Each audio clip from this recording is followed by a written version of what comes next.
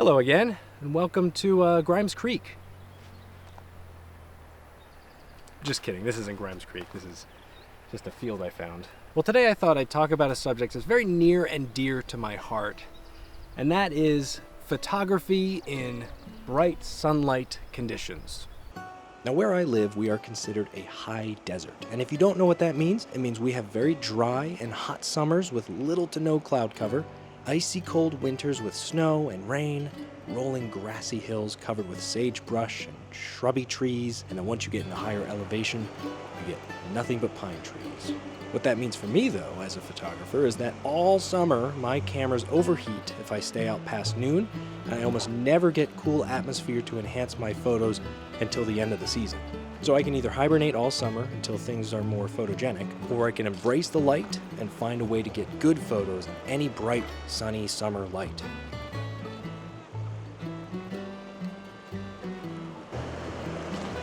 I don't think it was working for a photo. I brought my camera, a digital camera, just to kind of check it. Nah, not really. Very chaotic. There's not a clear subject. Compositionally, not really. Good to check these things though. Man, this forest just smells like ponderosa pine. It's like vanilla smell. Super sweet. All right, we'll drive up the road a little bit, see what else Grimes Creek has to offer. Now, I'm pretty sure every photographer has a method for dealing with bright, contrasty light. Some embrace it by enhancing the contrast through their exposure method. Others avoid it completely, choosing to only shoot at sunrise or sunset. In my situation, I employ a simple method since I can't be too choosy about when and what time of day I get out there for photography. Simply put, I am only interested in making sure the sunlight is not directly behind me, facing my scene head-on or directly overhead. Having light to the side or even behind my subject helps create separation and layers in the scene. You know, I'm pretty excited about these little things. I just printed out a little frame guide for the 6x12 adapter and laminated it with some thick lamination plastic, so now I can just kind of hold it up and frame my photo a lot easier. In the past, I'd struggled to see where the frame lines were, and now this helps me block out everything so I can be very specific, since what I've done is I've loaded in a roll of black and white 120 film into a 6x12 adapter to shoot on my 4x5, which is something I really enjoy doing because it gives me the panoramic view, one of my favorite ways to view the world.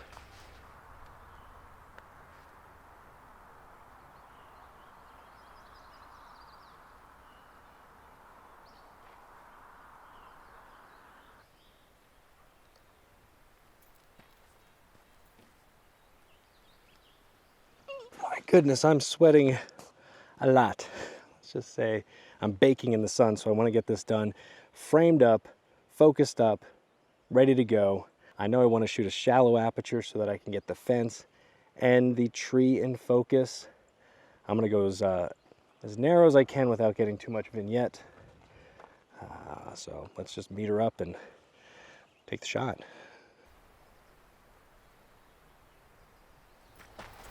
All right, so I can comfortably go halfway between f16 and f22 at 1/15 of a second. I think it'll give good contrast.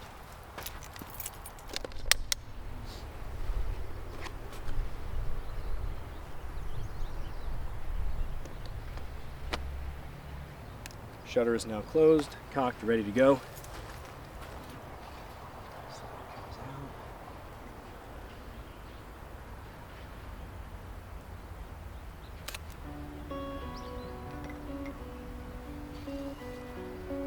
So you can see with this frame, I've followed all the principles. I've shot with the sun to the side so that I get this side light on my subject, helping it separate from the background. Everything is very nicely lit up, and yet because of that side light, it gets contrast. And most importantly, this frame is not set up so that the sun is directly behind me, which creates a completely flat image.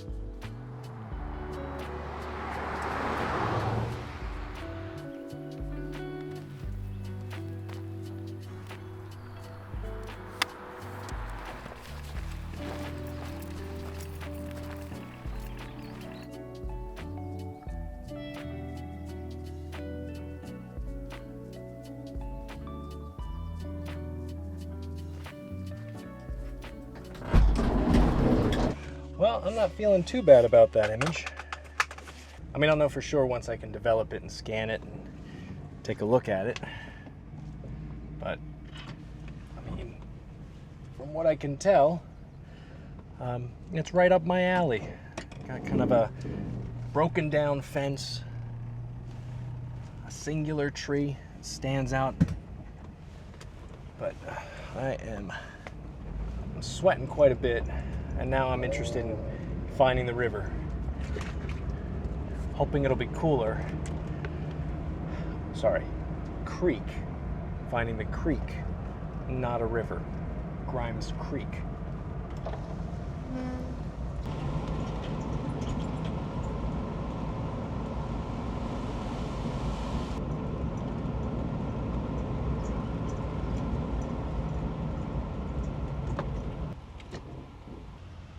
I just spotted a cool cliff face right up there. I'm gonna check it out. Okay, once again, I got my digital camera and just gonna find a safe spot to go across the road and kind of up this hill a little bit. I just got to go across the street, up this hill, kind of up there.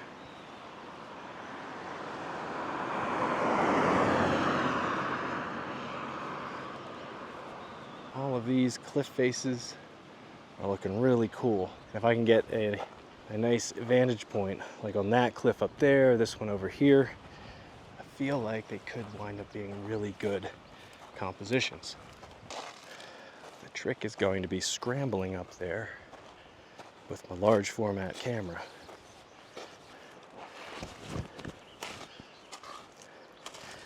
All this here is called scree. It's ankle twisting territory. It's like loose granite boulders. One wrong step and I could be down. So this might not be a very good idea. I mean, I know it's not a good idea, but let's just see.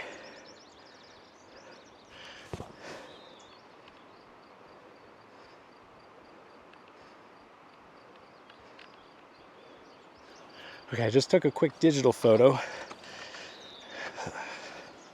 You'll have to let me know what you think. I just don't know if it's worth it. And yet, so far, this is the one I'm most excited about. This line of rocks right here, the pine trees coming up, really like that. Just might be too dangerous to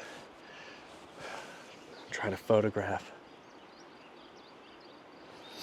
This is a win for digital photography because your kit can be so much smaller and lighter and still be just as good and professional looking. This kind of stuff is way more manageable. But me, large format, trekking up this hill, nope. Nope. Cool view, dangerous photo. Okay, I lied. I brought my large format up. I just couldn't resist. So I took the frame. I did not go all the way up the scree wall. As you can see, I'm down at the base, barely any loose rock at all. And I think, if all metered correctly, this should turn out pretty nice. It's a good contrast on that rock surface. And so now I can spin around and frame up that shot right there. Actually look kind of cool. Get a little lower, shoot straight up.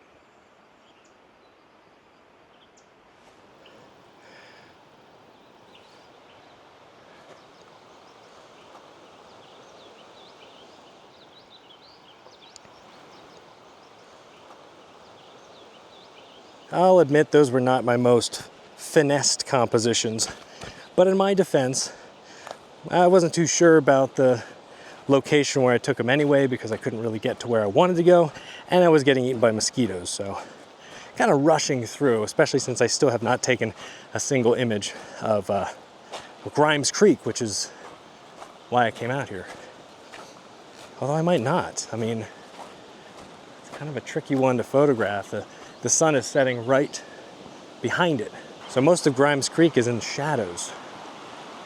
And for this, you really need light. So I think I'm gonna drive down the road, maybe hit Moores Creek, which is, I think it meets up with Grimes Creek.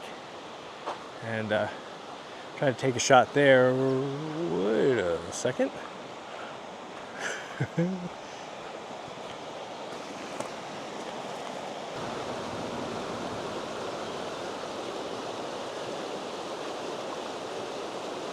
It's really cool how the light's coming through that. It's a little break in the forest and the hills. Gully? Could we call that a gully? I feel like I'm rushing now, like trying to race against the sunset. Probably another half hour, 45 minutes, and it's going to go behind the hills, and then I'm going to lose the light. And I still have, I think, 3 frames left on my 6x12, which doesn't seem like a lot, but setting up 6x12, trying to get photos. Oh, mosquito. It is a lot. Okay, we're moving inside because the mosquitoes are trying to get me. I need to slow things down, take my time, or I'm gonna make a whole bunch of mistakes because there's a lot of moving parts in large format photography, and any one of them can ruin either your composition, your focus, your exposure. You can't rely on the camera for anything. It's all up to you. So I gotta take my time. If I don't finish the full roll, oh well, I'll finish it the next time I'm out. Let's make sure these photos are actually good. Especially because I'm starting to get like overheated. I can tell.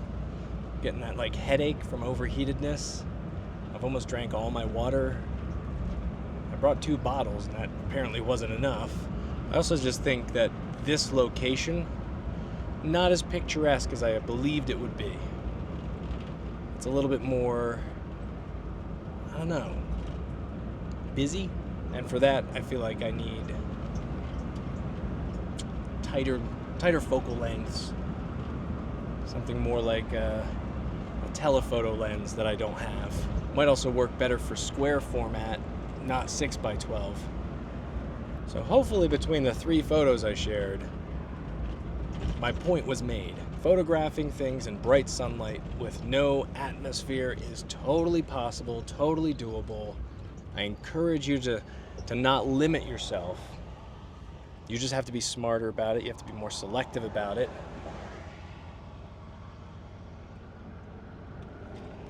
The person took that turn fast.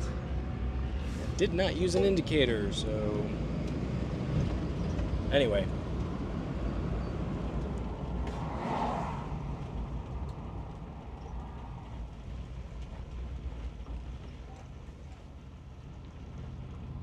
Never mind, this video's not over.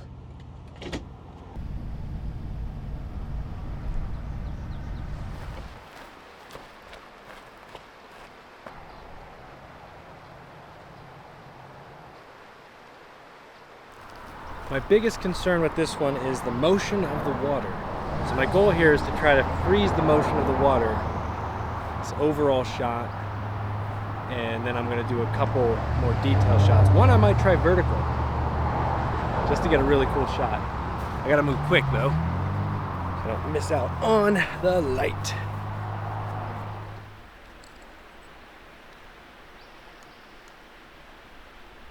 Nice thing is we can still go f/16 at 1/15. Maybe I should close my van.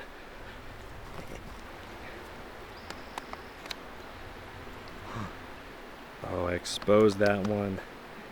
The dark slide started coming out. Well, there's gonna be a light leak on one of those frames. I'm gonna take it anyway. We'll see how the light leak looks. Hopefully it didn't pull out much more than a couple millimeters.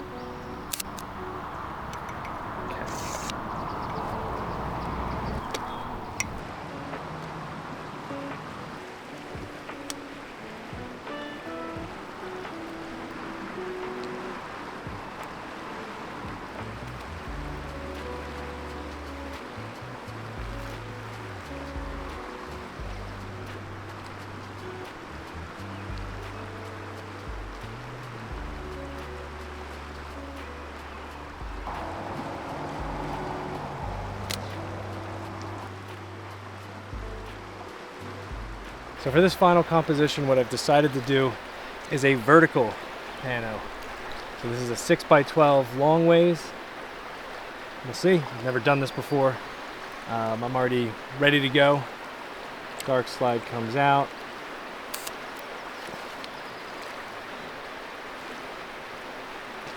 And I should have let go of that. See what rushing does? Well, that's the last of the roll, so... oh well.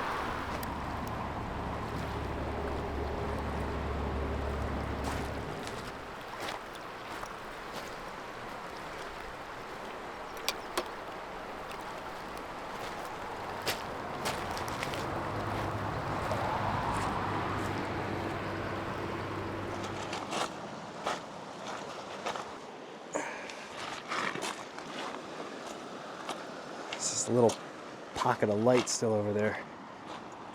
I'll grab my digital camera, get a few shots for the end credits. Not that there's credits, but you know what I'm talking about. The little outro music that I like to throw in there. If this video was at all helpful or interesting, let me know in the comments down below. Because this was actually kind of exhausting. Even though I barely walked, it's just so hot and thirsty. It's thirsty work. Large format photography is thirsty work.